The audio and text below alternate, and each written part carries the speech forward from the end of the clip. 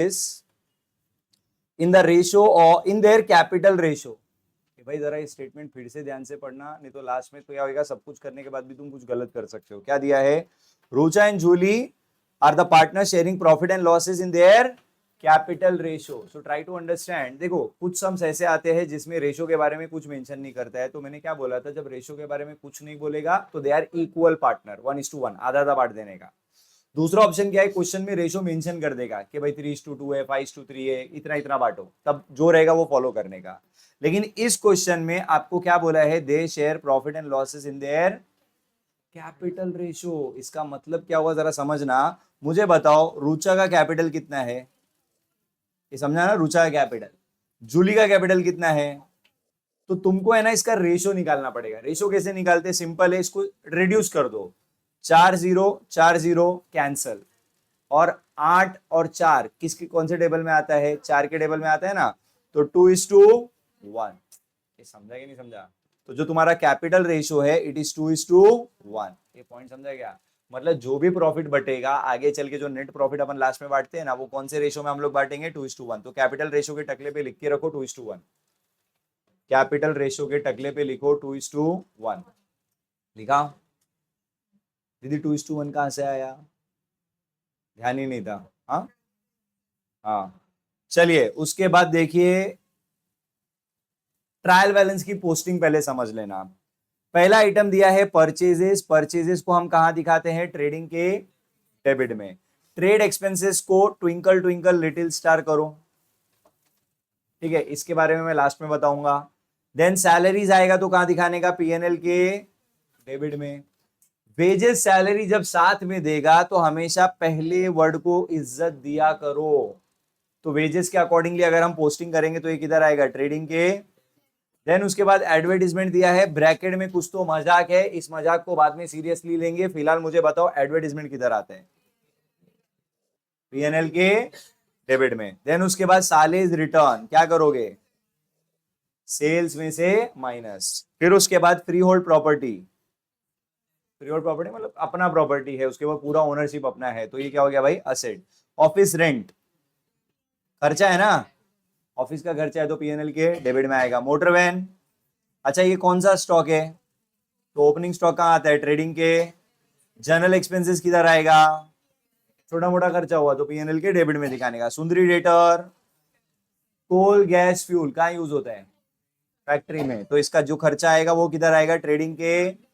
Then उसके बाद carriage inward trading के, कैरेज आउटवर्ड पीएनएल के। And plant and machinery capital में आ जाओ। दोनों पार्टनर्स का कैपिटल हम कहाँ दिखाते हैं, देखो मैं फिर से बोल रहा हूँ, हम लोग कैपिटल को डायरेक्ट लाइबिलिटी में लिख के डायरेक्ट उसमें से एडलेस कर रहे हैं। कुछ कॉलेजेस आपको कैपिटल अकाउंट अलग से बनाने को बोलेगा, तो तुम कैपिटल अकाउंट बना के करोगे तो भी मार्क्स मिलेगा, विदाउट कैपिटल अकाउंट बनाए डायरेक्ट लाइबिलिटी में करोगे तो भी मार्क्स मिलेगा।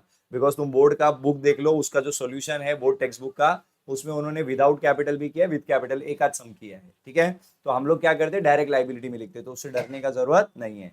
देन उसके बाद सुंदरी क्रेडिटर्स, सालेस ट्रेडिंग के ग्रेड में। ये आरडीडी कौन सा आरडीडी है, वो अपना ऑनो वाला फॉर्मूला होता है ना, उसमें सेट कर देंगे। फिर उसके बाद bills payable and purchase return, purchases में से सब्ट्रैक्ट हो जाएगा। यहां तक का सारे आइटम्स पहले क्लियर है क्या, ठीक है। चलो पहला एडजस्टमेंट पढ़ो जल्दी से, क्या दिया है, closing stock was valued at 88, cost price and market price is 90। देखो तुमको है ना कॉस्ट प्राइस मार्केट प्राइस इस पे तवज्जो देना ही नहीं है, आपको मेन क्या देखना है मालूम है, दोनों में से जो वैल्यू छोटा है ना अपन उसको इज्जत देंगे। तो यूजुअली घर में बड़ों को इज्जत मिलती है, यहाँ पे हम छोटों को इज्जत देते हैं। तो क्लोजिंग स्टॉक की किसकी कौन सी वैल्यू लेने का, ऑलवेज टेक द छोटू, ऑलवेज टेक द छोटू वैल्यू, समझा ना। तो जल्दी, अच्छा इफेक्ट्स तो याद है ना, तो बताओ क्लोजिंग, अच्छा हर एक एडजस्टमेंट का मिनिमम कितना इफेक्ट होता है, तो क्लोजिंग स्टॉक का पहला इफेक्ट किधर आता है, ट्रेडिंग के। तो ट्रेडिंग के क्रेडिट में हम लिखेंगे बाय क्लोजिंग स्टॉक, ये ट्रेडिंग, ये पीएनएल और वो वाला बैलेंस शीट, ये सब याद है ना। कितना क्लोजिंग स्टॉक है देख के बताओ। और सेकंड इफेक्ट किधर आएगा, बैलेंस शीट के ऊपर मैंने किसके लिए जगह छोड़ा समझता है, फिक्स्ड एसेट, जो बड़े बड़े एसेट होते हैं, मशीनरी, बिल्डिंग, प्रॉपर्टी वगैरह। तो क्लोजिंग स्टॉक कितना है 80, बट ये ऊपर नीचे हो गया तो भी डरना मत, बैलेंस शीट में स्टॉक ऊपर लिख दिया तो ऐसा कुछ अच्छा है अगर आप फिक्स्ड एसेट ऊपर दिखाओगे, बट कभी कर दिया तो ऐसा डरने वाला बात नहीं है, ठीक है। चलिए नेक्स्ट एडजस्टमेंट पढ़ेंगे। नेक्स्ट एडजस्टमेंट क्या था बेटा? Rucha and Julie withdrawn from business 3000। Withdrawn actually वो गुड्स है, हाँ, जिनके पास पुराना बुक रहेगा ना उसमें ये गुड्स मेंशन नहीं है, विड्रॉन गुड्स लिखना वहां पे। उन्होंने क्या विड्रॉ किया? जिनका पुराना बुक है प्लीज चेंज करो। Withdrawn goods from business 3000 and 2000 respectively for their personal use. ये देखो बच्चा, इसका इफेक्ट ना बहुत आसान है। मैंने ऑलरेडी अभी तक जितने भी लेक्चर हुए उसमें एक चीज बार बार तुमको बोला है, तुम सिंपली एक चीज दिमाग में बिठा लो, गुड्स रिलेटेड कोई भी एडजस्टमेंट आएगा उसका पहला इफेक्ट हमेशा ट्रेडिंग में दिखाने का। फिर से बोल रहा हूँ, गुड्स रिलेटेड कोई भी एडजस्टमेंट आएगा पहला इफेक्ट हमेशा क्या दिखाने का? रीजन छोड़ दो, पहला गुड्स रिलेटेड है ना, ट्रेडिंग में दिखाओ। और लॉजिक क्या है मालूम है? अगर बिजनेस में गुड्स आ रहा है तो ट्रेडिंग के डेबिट में दिखाओ, और बिजनेस से गुड्स जा रहा है तो ट्रेडिंग के। तो फिलहाल मेरे को एक चीज बताओ, तुम पार्टनर के पॉइंट ऑफ व्यू से सोचोगे या बिजनेस के पॉइंट ऑफ व्यू से? तो पार्टनर लोग अपने घर के यूज के लिए, अपने पर्सनल यूज के लिए गुड्स उठा के बिजनेस से लेके गए, तो बिजनेस के पॉइंट ऑफ व्यू से गुड्स आवत रही कि गुड्स जावत रही? तो अपन किधर दिखाएंगे? ट्रेडिंग के। तो ट्रेडिंग के क्रेडिट में हम लिखेंगे by goods withdrawn for personal use, चाहिए तो लिख देना। पहला मेरे को बताओ, ये फर्स्ट इफेक्ट समझा गया? आज के बाद किडनी में फिट कर लो, जब भी पार्टनर गुड्स पर्सनल यूज के लिए लेके जाएगा पहला इफेक्ट ट्रेडिंग के क्रेडिट में दिखाने का। अच्छा, एक पार्टनर लेके गया कि दोनों? तो रुचा एंड जूली। रुचा कितने का गुड्स लेके गई और जूली, यानी कि टोटल गुड्स कितने का गया? बोलो पहले बताइए, ये चीज समझ में आया क्या सबको? अच्छा, अब एक चीज बताना, गुड्स तो चला गया बट लेके कौन गया? पार्टनर्स। कोई बाहर वाला लेके गया क्या? कौन लेके गया? तो कभी भी याद रखना, अगर पार्टनर्स गुड्स ले कोई चीज बिजनेस से लेता है ना, पार्टनर पैसा नहीं देता है। पार्टनर क्या बोलते हैं? मेरे कैपिटल से एडजस्ट करो, इधर से एडजस्ट करो, और इसको अपन क्या बोलेंगे? ड्रॉइंग्स बोलेंगे। Basically anything withdrawn bye partner from business, अगर बिजनेसमैन बिजनेस से कुछ भी निकालता है उसको अपन क्या बोलते हैं? ड्रॉइंग्स बोलते हैं। और ड्रॉइंग एडजस्ट कहां से होता है? कैपिटल से। तो इसका सेकंड इफेक्ट किधर आएगा? Partners capital. किधर आएगा भाई? Partners capital. तो पार्टनर में पहला मुझे बताओ, रुचा का कैपिटल कितना है बेटा? कैपिटल क्रेडिट साइड पे मिला सबको, इसमें से हम यहां से माइनस करेंगे ड्रॉइंग्स, एंड ब्रैकेट में इट वुड बी बेटर अगर आप गुड्स मेंशन कर दो कि भाई ये गुड्स का ड्रॉइंग है। कितना गुड्स विड्रॉ किया इसने? अच्छा सुनो ना, मैंने बीच में जगह किसके लिए छोड़ा है? Net profit. और नेट प्रॉफिट तो लास्ट में मिलेगा, समझा ना? तो उसके लिए जगह छोड़ के रखना, नेट प्रॉफिट आया तो प्लस, नेट लॉस आया तो माइनस। फिर एक लाइन छोड़ के हम दूसरा पार्टनर लिखेंगे। दूसरा पार्टनर कौन है भाई? तो जूली दीदी का कैपिटल कितना है भाई? 40,000। इसमें भी एक लाइन छोड़ दो एंड देन इसका ड्रॉइंग माइनस करो, और ब्रैकेट में क्या मेंशन करना, किस चीज का ड्रॉइंग है? गुड्स। ए भाई जल्दी से बताना, goods withdrawn for personal use का दो इफेक्ट क्लियर है? फिर से बोलना, पहला इफेक्ट कहां दिखाने का? ट्रेडिंग के क्रेडिट में। दूसरा क्या करने का? पार्टनर के कैपिटल से एडजस्ट करने का, मतलब माइनस करने का। क्लियर है? डन। चलिए नेक्स्ट, कोई है माइकल आलिया? माइकल आलिया जिसका ये एडजस्टमेंट राइट था। Wow super. नेक्स्ट एडजस्टमेंट देखो, उसके बाद बोला है depreciate motor van by 5%, plant and machinery by 7%। तो ऊपर जाके मुझे जल्दी से, तुम्हारे सामने बुक है ना, तो जल्दी से मोटर वैन ढूंढ के बताओ। और किस पे डेप्री था? Plant and machinery 13,800। चलिए अब पहले तो इतना पता होना चाहिए कि पहला किस पे था डेप्री? Motor van. असेट में लिखेंगे मोटर वैन कितना था, इस पे कितना प्रतिशत डेप्री चार्ज करना है, इसका 5% निकालने आएगा ना। 40,000 इंटू 5/100 करेंगे तो कितना आता है भाई? 2,000। कितना बचेगा? दूसरा डेप्री किस पे था? प्लांट एंड मशीनरी की वैल्यू ढूंढ के बताओ क्या थी? 13,000, और इसमें से लेस करेंगे डेप्रीसिएशन, कितना? 7% है, निकालो 7%। 966। कंफर्म है ना? और माइनस करके क्या बचेगा? 12,834। भाई परसेंटेज निकालने का खुद से, वो भी आजू बाजू वाले का नहीं है। तो जल्दी से मुझे बताओ, आपने जो डेप्री चार्ज किया है, इस डेप्री की वजह से आपका एसेट का वैल्यू बढ़ गया कि इंक्रीज हो गया? क्या हो गया? रेड्यूस हो गया, कम हो गया ना, और असेट का वैल्यू कम हो गया तो हमारे लिए प्रॉफिट है कि लॉस है? हमारा प्रॉपर असेट का वैल्यू कम हो रहा है तो हमारे लिए क्या हो गया, लॉस हुआ। लॉस हुआ तो हम कहाँ दिखाएंगे, पीएनएल के, तो पीएनएल के डेबिट में जाके पहले तो आप प्यार से हेडिंग दे दो टू डेप्रीसिएशन। पहला डेप्री किस पे था बेटा, मोटर वैन पे, कितना था? दूसरा डेप्री किस पे था? प्लीज शॉर्टकट मत यूज करना मेरे जैसा, पूरा पूरा लिखना, कितना था? 966। टोटल मैं बता देता हूं 2966। बोलिए कोई दिक्कत, शंका पंका आशंका निशंका दुशंका विशंका कुछ भी है क्या? चलिए नेक्स्ट एडजस्टमेंट देखिए क्या था। Reserve for doubtful debts on debtor 5% is to be. तो बच्चा इसको जरा सा साइड में रखो और जरा नीचे आ जाओ, और नीचे ना बच्चा जरा नया बुक चेक करके बताना। यहां पे लिखा है goods of ₹6,000 purchase on credit but no entry found in the books. नए बुक में मेरे ख्याल से वहां पे सेल्स भी दिया है।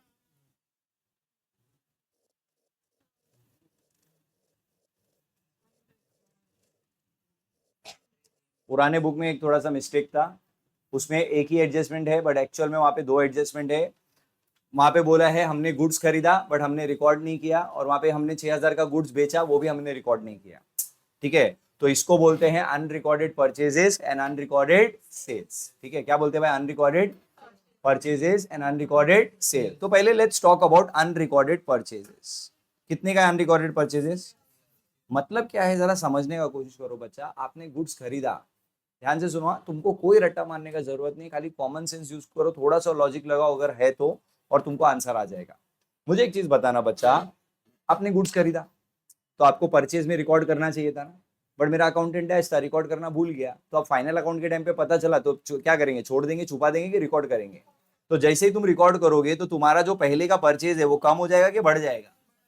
भाई पहले से 48 है और 6,000 का तुमने परचेज करके रखा है जो तुमने रिकॉर्ड नहीं किया था, तो जब तुम रिकॉर्ड करोगे तुम्हारा परचेज क्या होगा, बढ़ जाएगा। तो इफेक्ट नंबर 1 क्या हो गया, ऐड टू। पहला बताओ फर्स्ट इफेक्ट समझा क्या, क्यों परचेज में ऐड किया, ये क्लियर है? अब सेकंड इफेक्ट भी सुन लो फिर अपन इफेक्ट्स देते हैं। मुझे एक चीज बताओ, तुमने गुड्स खरीदा तो there are two possibility. Possibility number 1 कि तुमने कैश में खरीदा रहेगा, कैश में खरीदा मतलब ऑन द स्पॉट पैसा दिया और गुड्स खरीदा। दूसरा ऑप्शन क्या है, उधार में खरीदा, मतलब तुमने गुड्स खरीदा, तुमने बोला रहेगा बाद में पैसा दो, मतलब बाद में पैसा दूंगा। तो तुमको क्या लगता है ये दोनों में से कौन सा ऑप्शन है, ये कैश ट्रांजेक्शन है या क्रेडिट ट्रांजेक्शन है, कैसे पता? क्लियर मेंशन किया है, बट माई पॉइंट इज अगर ये मेंशन नहीं भी करेगा ना तो भी always assume it's a credit transaction. The reason is अगर ये कैश ट्रांजेक्शन होता था ना तो तुम्हारे रोकड़े में ना तुम इसको पकड़ लेते थे, क्योंकि देखो तुमने पैसा दिया और तुमने रिकॉर्ड नहीं करा, लेकिन जब तुम कैश काउंटिंग करोगे या बैंक बैलेंस चेक करोगे तुमको फट से समझ में आ जाएगा कुछ घपला है। तो यूजुअली कैश ट्रांजेक्शन में मिस्टेक, आदमी देखो आदमी कभी भी ना लक्ष्मी में गलती नहीं करता है, समझ में आ रहा है? वो रोकड़े का बात है, आदमी रोकड़ा बराबर गिन के रखता है, समझ में आ रहा है? So always remember if transaction is unrecorded तो अपना प्रायोरिटी क्या होना चाहिए, हमारा अजम्पशन क्या होना चाहिए, it's a credit transaction. Now tell me if it is a credit transaction तो मनी पेड है कि पेएबल है? पेएबल है। So the person to whom money payable is called as that person become your what, creditors. क्या बन जाता है वो अपना? भाई फिर से बोल रहा हूं, सपोज मैंने अहलाम दीदी से, इधर सुनो, मैंने अहलाम दीदी से गुड्स खरीदा, अहलाम दीदी से क्या खरीदा, और दीदी को बोला दीदी मैं आपको पैसा बाद में दूंगा। तो मेरे पॉइंट ऑफ व्यू से सोचो, मेरे पॉइंट ऑफ व्यू से मुझे इसको पैसा देना है ना, तो ये मेरे लिए कौन है, क्रेडिटर है। ये मेरे लिए कौन है? तो याद रखना जिससे भी तुमने गुड्स उधार में खरीदा है वो बंदा तुम्हारे लिए कौन है, क्रेडिटर। पहले ये समझा? अच्छा अब मुझे एक चीज बताओ, पहले से मैंने कुछ गुड्स खरीद के रखा था उधार में, ये लोग मेरे क्रेडिटर थे, अब मुझे पता चला ये भी मेरी क्रेडिटर है, तो मेरा कर्जा कम हो गया कि बढ़ गया? तो यानी कि इसका कम कैसा होएगा दीदी, कर्जा कर्जा बढ़ गया ना, तो इसका सेकंड इफेक्ट क्या होगा, मेरा क्रेडिटर्स बढ़ जाएगा। मेरा क्या बढ़ जाएगा, मेरा क्रेडिटर में एक क्रेडिटर्स बढ़ गया। ये समझा कि नहीं समझा? तो फिर से बोल रहा हूं, जब भी आपको अनरिकॉर्डेड, ये सब एडजस्टमेंट आज फटाफट अपने लिस्ट जो मैं लिखवा रहा हूँ ना उसमें जाके ऐड कर लेना, बाद में दीदी, पहले इधर सुन लो। अनरिकॉर्डेड परचेज रहेगा तो आप उसको परचेज में रिकॉर्ड करो, जैसे ही परचेज में रिकॉर्ड करोगे आपका परचेज बढ़ जाएगा, लेकिन जैसे ही परचेज बढ़ेगा तो अपने सर पे कर्जा भी बढ़ जाएगा। तो सेकंड इफेक्ट क्या करने का, लाइबिलिटी में क्रेडिटर्स में जाके ऐड करने का। Is it clear? दूसरा क्या है, अनरिकॉर्डेड सेल, जो तुम्हारे बुक में मतलब पुराने अभी के बुक में है वो, ठीक है।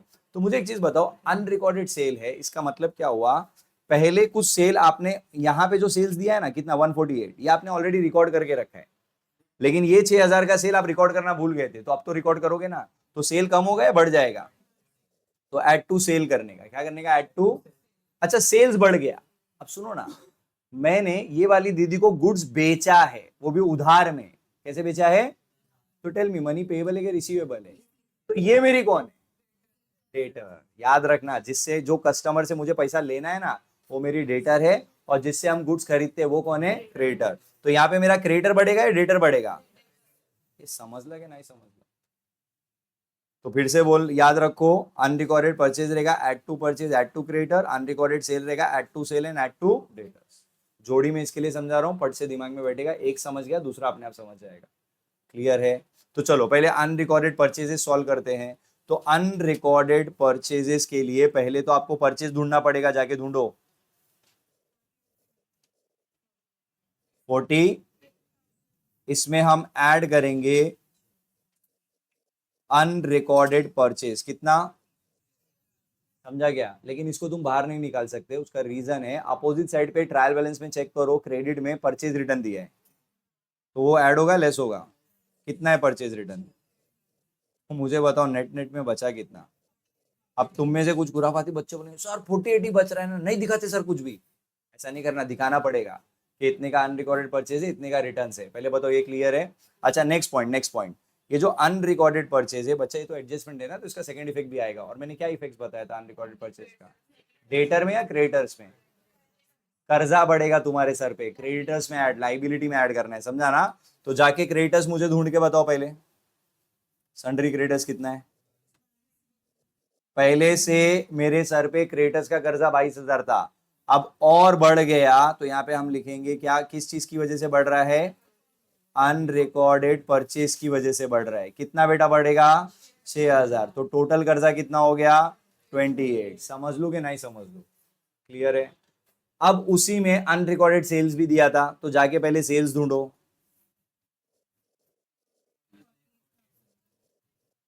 तो 148 हम इनर कॉलम में लिखेंगे।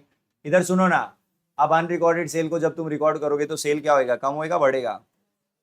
तो यहां लिखेंगे अनरिकॉर्डेड सेल। कितना है अनरिकॉर्डेड सेल? 6,000। अगेन मैंने इनर कॉलम में ही रखा है, क्यों? बिकॉज डेबिट में देखो परचेज सेल्स रिटर्न दिया हुआ रहेगा। ढूंढने का सब लोग, सेल्स रिटर्न डेबिट में ढूंढो, कितना है? तो 8,000 माइनस करोगे, 6,000 प्लस करोगे तो कितना बचेगा? 1,46,000। एडलेस करने तो आएगा ना? अच्छा, नेक्स्ट पॉइंट, ये अनरिकॉर्डेड सेल एडजस्टमेंट है, तो इसका दूसरा इफेक्ट भी दिखाना पड़ेगा। जल्दी से बताओ, तुमने सेल किया है, तो तुम्हारा क्रेडिटर बढ़ेगा या डेटर बढ़ेगा? तो जाके सुंदरी डेटर्स ढूंढो ना जरा।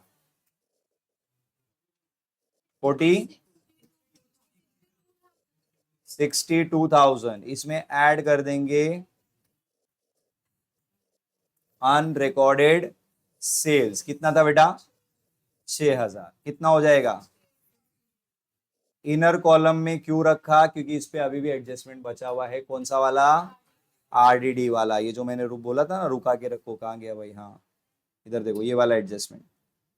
अब देखो एक चीज समझना, तुमने अगर ऑब्जर्व किया रहेगा ना, मैंने शुरू ये किया, बट मैंने इसको छोड़ के ना पहले 6 वाला एडजस्टमेंट किया।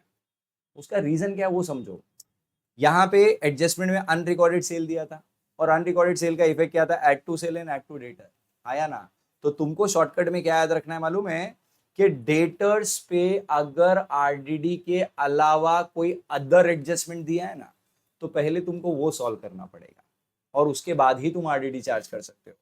अगर तुमने आरडीडी, सुन लो, घबराओ मत, पहले सुनो।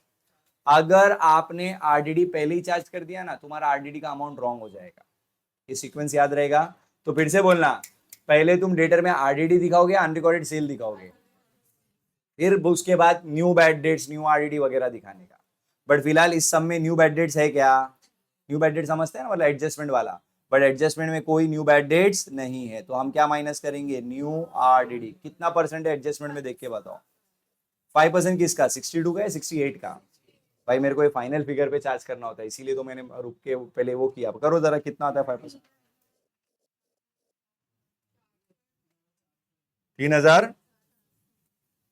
चलिए माइनस करके क्या बचेगा वो भी बताइए। समझ लो। अच्छा, new bad debts, new RDD जो भी होता है उसका सेकंड इफेक्ट कहाँ पे आता है? पीएनएल के। और पीएनएल के डेबिट में मैंने एक फॉर्मूला बता के दिया था, ऑन नो। तो पहला ओ फॉर, फिर फिर फिर बराबर। अब ये चारों में से जो रहेगा वो लिखने का, जो नहीं रहेगा स्किप कर देने का। तो पहले old bad debts trial balance में से ढूंढो, है क्या? छोड़ दो उसको। फिर न्यू बैड डेट्स, फिर न्यू आरडीडी। न्यू आरडीडी मतलब एडजस्टमेंट में जो अभी तुमने निकाला था, कितना था? 3000। फिर लेस करते थे, और ये तुमको ट्रायल बैलेंस में मिलेगा क्रेडिट साइड पे, कितना था? 1200। तो माइनस करेंगे तो भाई 2000। बोलो समझ लू कि नहीं समझ लू? और सपोज तुमने पूरा ऑन नो वाला फॉर्मूला लिख दिया, तो जो नहीं है उधर डैश डाल देना है, नील लिख देना। डन। चलो नेक्स्ट देखो। उसके बाद एक एक एडजस्टमेंट बचा है ना, ये बीच वाला, आउटस्टैंडिंग वेजेस। भैया ये वेजेस से रिलेटेड है, तो ऊपर जाके वेजेस ढूंढो पहले, कितना है? तो वेजेस हम कहाँ लिखते हैं? तो ट्रेडिंग के डेबिट में we will write wages and salary 2800। और अब एडजस्टमेंट में देखो आउटस्टैंडिंग है ना। आउटस्टैंडिंग मतलब करंट ईयर का खर्चा है, बट अभी तक अपन ने पे नहीं किया। भले पे नहीं करा, बट इस साल का खर्चा है ना, तो ऐड करना पड़ेगा। करो ऐड, कितना है? 800। ऐड करने के बाद 3600, समझ लूंगा। अच्छा, तुमने खर्चे में ऐड तो कर दिया, but this this expense is paid के पेबल, तो लाइबिलिटी में भी दिखाना पड़ेगा। आउटस्टैंडिंग क्या था ये? वेजेस। कितना था बेटा? बोलिए, कोई दिक्कत है? With this can I say all the adjustments are done? बराबर। एक हिडन एडजस्टमेंट बचा है, जरा ऊपर जाओ, आपको एडवर्टीजमेंट के ब्रैकेट में कुछ तो मिलेगा। मिल गया? पहला पॉइंट तो ये है बच्चा, टेंशन मत लेना, एडवर्टीजमेंट को पीएनएल में दिखा देना। तो टू एडवर्टीजमेंट कितना है? 4000। पहले ये समझा? अच्छा अब सुनो, क्या हिडन एडजस्टमेंट है समझने का कोशिश करो। मुझे बताओ, आप जो फाइनल अकाउंट बना रहे हो ना, इसका पीरियड क्या है? 1 अप्रैल से लेके 31 मार्च, मतलब आप एक साल का अकाउंट बना रहे हो। 1 अप्रैल से 31 मार्च मतलब पूरा 12 महीना होता है, हाँ या ना? लेकिन आपने जो पेमेंट किया है वो एक साल का किया है कि 2 साल का किया है? मतलब आपने एक्स्ट्रा कर दिया ना। और एक्स्ट्रा करेंगे तो उसको आउटस्टैंडिंग बोलते हैं कि प्रीपेड बोलते हैं? भाई आपको एक साल का पेमेंट करना चाहिए था, आपने 2 साल कर दिया, तो जो एक्स्ट्रा किया वो दैट इज योर प्रीपेड। तो प्रीपेड हम क्या करते हैं? ऐड करते हैं कि लेस करते हैं? देखो प्रीपेड मतलब वो इस साल का खर्चा नहीं है, तो तुम उसको पीएनएल में नहीं दिखा सकते, तुमको हटाना पड़ेगा उसको। तो इसमें से लेस करो प्रीपेड। एक मिनट, ये 2000 क्यों आया ये समझा क्या? जिनको नहीं समझा रहेगा प्लीज कॉन्सेंट्रेट हियर। सुनिए सुनिए सुनिए सुनिए। आपको 4000 दिया है, 4000 कितने साल का अमाउंट है? तो डिवाइड बाई 2 करने का, तो तुमको एक साल का अमाउंट मिल जाएगा ना। और अपना एक्स्ट्रा कितना, एक ही साल है ना, तो वही तो अमाउंट है। समझा? तो करंट ईयर में सिर्फ 2000 का खर्चा दिखेगा, बाकी का 2000 हमने हटा दिया। समझ ला कि नहीं समझ ला? अब बताओ, प्रीपेड तुमने एडवांस में पैसा दिया है, तो फ्यूचर में बेनिफिट आने वाला है ना, तो असेट में दिखाएंगे। प्रीपेड क्या था वो? ऊपर ही लिख देता हूँ, एडीवीटी। कितना? प्रीपेड 2 था ना? समझा कि नहीं समझा? कोई दिक्कत है? चलिए फटाफट एक काम करिए, मुझे पोस्टिंग भी बता दिए, मैं खत्म कर देता हूँ पोस्टिंग भी। क्या था पोस्टिंग में? पहला आइटम परचेजेस था, हो गया। फिर हाँ, ट्रेड एक्सपेंस तो बच गया बेटा। And this is very important item, इसमें भी बच्चे लोग मिस्टेक करते हैं, जरा सुनना। SMOG, इसको अपने किडनी में आप लोग फिट कर लो। ये मैंने 11th में आपको बताया भी है, ठीक है? ये जो एस दिख रहा है ना, ये S, this stand for sundry expenses. क्या बोलने का इसको? ये होता है मिसलिनियस एक्सपेंसेस, ये होता है ऑफिस एक्सपेंसेस, और ये होता है जनरल एक्सपेंस। कंबाइन में याद रखना, small, sundry, miscellaneous, office, general. फिर से बोलो। और ये सब क्या है? एक्सपेंस बोल के, एक्सपेंस या चार्जेस बोल के आएगा, ठीक है? सवाल ये उठता है, सर ट्रेड एक्सपेंस के लिए आप इसके बारे में क्यों बात कर रहे हो? तो इसका देखो, ट्रेड एक्सपेंस का पोस्टिंग है ना, इन आइटम्स पे डिपेंड करता है। अब मैं क्या बोल रहा हूं, मेरा स्टेटमेंट ध्यान से सुनना। अगर इन चारों में से एक भी आइटम ट्रायल बैलेंस में है ना, एक भी आइटम, तो तुमको ट्रेड एक्सपेंस को ट्रेडिंग में दिखाना पड़ेगा। फिर से मैं बोल रहा हूं, अगर इन चारों में से एक भी आइटम है तो ट्रेड एक्सपेंस को कहां दिखाने का? और अगर इन चारों में से एक भी आइटम नहीं है तो ट्रेड एक्सपेंस पीएनएल में आएगा। याद रहेगा? तो फिलहाल मुझे बताओ, अपने क्वेश्चन में इन चारों में से एक आइटम दिया है, तो ट्रेड एक्सपेंस कहाँ दिखाओगे? ट्रेडिंग के, समझ लोगे या नहीं समझ लो? ठीक है, तो भैया हम जाएंगे ट्रेड एक्सपेंस को ट्रेडिंग के डेबिट में दिखाएंगे। तो टू ट्रेड, भाई मैं टी एक्सपेंस लिख रहा हूँ, पूरा लिखना है। ट्रेड एक्सपेंसेस कितना है देख के बताओ। 3। जनरल एक्सपेंस तो नहीं पूछ रहा हूं मैं, ट्रेड एक्सपेंस का अमाउंट पूछ रहा हूँ। जनरल एक्सपेंस तो पीएनएल में ही आएगा। ये जो एसएमओजी लिखा है ना बेटा, इसका जगह फिक्स है, ये पीएनएल में ही आता है, लेकिन इसकी वजह से ट्रेड एक्सपेंस अपना जगह छोड़ते हैं। अगर फिर से बोलना, अगर ये चारों में से एक भी आइटम है तो ट्रेड एक्सपेंस कहाँ पे आएगा, और इनमें से कुछ नहीं है तो ट्रेड एक्सपेंस कहाँ आएगा? पीएनएल में आएगा। समझ गया? चलो नेक्स्ट आइटम बताओ, उसके बाद क्या था ट्रेड के बाद? सैलरीज कहाँ पे आता है बेटा? सो टू सैलरीज कितना है?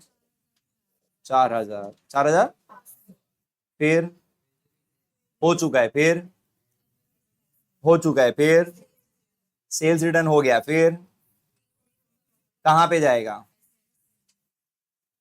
फ्री होल्ड प्रॉपर्टी कितना है? 23,000। फिर कहां पे आएगा? कितना है? फिर हाँ, मोटर वैन हो चुका है, फिर स्टॉक, ओपनिंग स्टॉक है ना, तो ऊपर आएगा कितना? 89,000। फिर कहां पे आएगा?